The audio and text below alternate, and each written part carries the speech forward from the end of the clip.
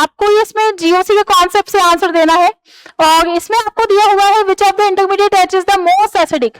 ठीक है, हमें स्टूडेंट को ये मेंटर भी करना है कि आईयूपीएससी जीओसी बहुत ही बेसिक और बहुत ही एसेंशियल चैप्टर है, यदि आप इसको छोड़ते हो ठीक है तो आपका ओसी पूरा बर्बाद हो जाता है, ऐसा हमें स्टूडेंट को बताना है। क्योंकि यदि वो जीओसी के कॉन्सेप्ट क्लियर नहीं करेगा तो बाकी के सारे जो भी आप मैकेनिज्म देख लो, चाहे स्टेबिलिटी से रिलेटेड क्वेश्चन देख लो, पीकेबी से रिलेटेड क्वेश्चन देख लो, आपको एसिडिक स्ट्रेंथ से रिलेटेड क्वेश्चन देख लो, सब में जीओसी का यूज हमारा होता है।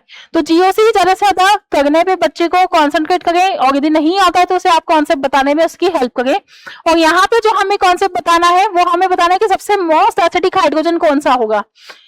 यदि आप यहां से हाइड्रोजन को निकालते हो, देखो हम सबसे पहले ए से स्टार्ट करते हैं। यदि हम ए से हाइड्रोजन निकालते हैं, सबसे पहली बात एसिडिक स्ट्रेंथ को कौन बढ़ाता है, इलेक्ट्रॉन विटगोइंग ग्रुप। यदि एनायन की स्टेबिलिटी ज्यादा होगी कॉन्जुगेट बेस या एनायन की स्टेबिलिटी से हम लोग इसका देखते हैं, तो एनायन की स्टेबिलिटी या कॉन्जुगेट बेस की जो स्टेबिलिटी है, ठीक है कॉन्जुगेट बेस, मैं यहाँ पे लिख देती हूँ कॉन्जुगेट बेस डिटेल में, कॉन्जुगेट बेस। तो हम लोग यहाँ पे देखते हैं एनायन की स्टेबिलिटी को कौन बढ़ाता है, जो इलेक्ट्रॉन विटगोइंग ग्रुप होते हैं। इलेक्ट्रॉन विटगोइंग ग्रुप कौन कौन से होते हैं, minus M, minus H, minus I. ठीक है, ये तो बढ़ाते हैं और इससे क्या बढ़ता है, एसिडिक स्ट्रेंथ बढ़ेगा, एसिडिक स्ट्रेंथ बढ़ेगा। ठीक है, तो हमें ये बात यहाँ पे ध्यान में रखनी है। सबसे पहले यदि हम यहाँ से निकालें तो आप देखो कि जो एसिड होते हैं वो क्या होते हैं, प्रोटॉन डोनर होते हैं, जो H+ को डोनेट करते हैं वो एसिड। तो यहाँ पे आप लोग देखना यहाँ कौन सा इफेक्ट लगेगा, Cl की वजह से माइनस आई, और क्योंकि ये रेजोनेंस स्टेबलाइज हो जाएगा इससे, तो ये कौन सा इफेक्ट लगाएगा, माइनस एम। ठीक है, इस पोजीशन पे यदि हम लोग देखें, यदि मान लो डी पोजीशन को हम लोग देखें और डी से हम लोग निकाले इसमें H, तो यहाँ क्या आ जाएगा, नेगेटिव चार्ज, केवल और केवल एक ही तरफ से क्या लगा है, माइनस आई।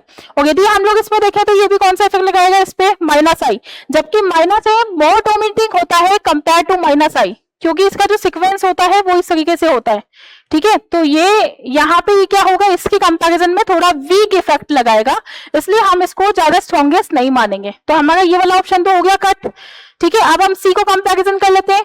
सी का कंपैरिजन यदि हम लोग करें तो यहाँ पे तो ये क्या लगा रहा है, इसके साथ रेजोनेंस स्टेबलाइज हो जाएगा, तो इसके केस में, सी के केस में ये क्या लगाएगा, माइनस एम। ठीक है, और यदि हम लोग इसको देखें तो ये क्या लगेगा, माइनस आई। लेकिन ये तो एक कार्बन दूर है, जबकि यहाँ पे डिस्टेंस क्या है, बिल्कुल ही पास है, तो ये भी हमारा क्या हो जाता है, इसके कंपैरिजन में वीक इफेक्ट लगाएगा।